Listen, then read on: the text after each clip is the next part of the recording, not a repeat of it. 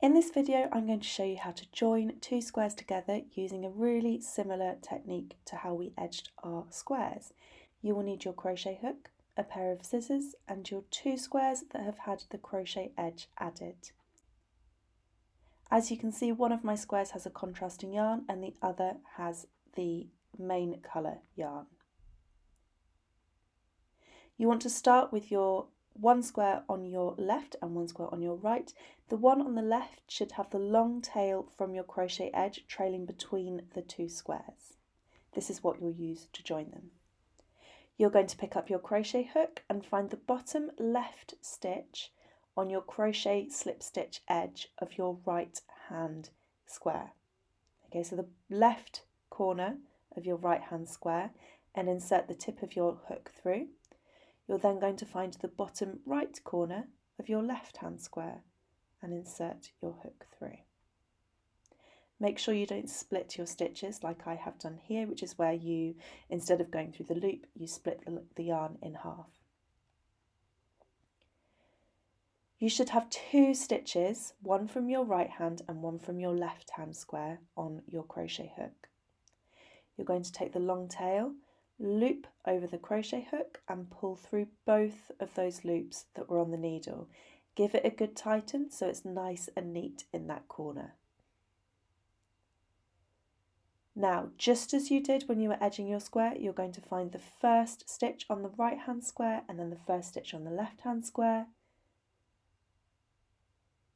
Loop that long tail yarn over your hook and pull through both loops.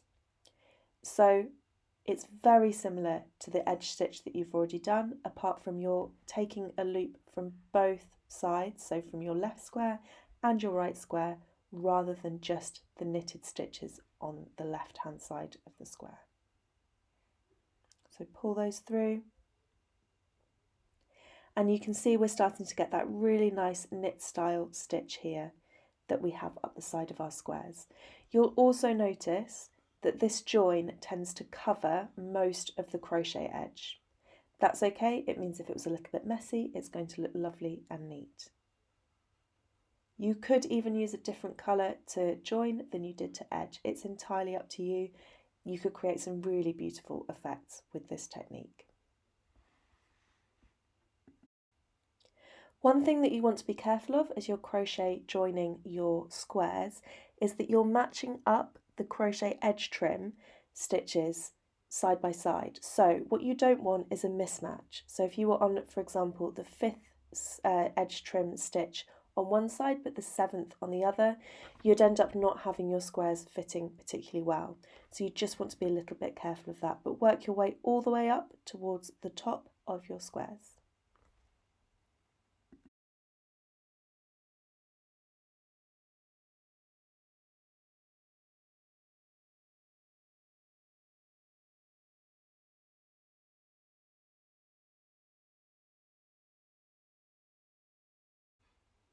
Now that we've reached the top of the two squares that we're joining together, we want to use the end remaining piece of that long tail. Pick up the top two stitches. I like to go in maybe onto the first stitch as well, just to get it really neat.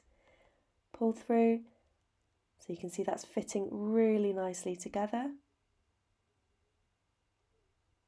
And I can then take my long end and pull it through that final loop to secure it into place.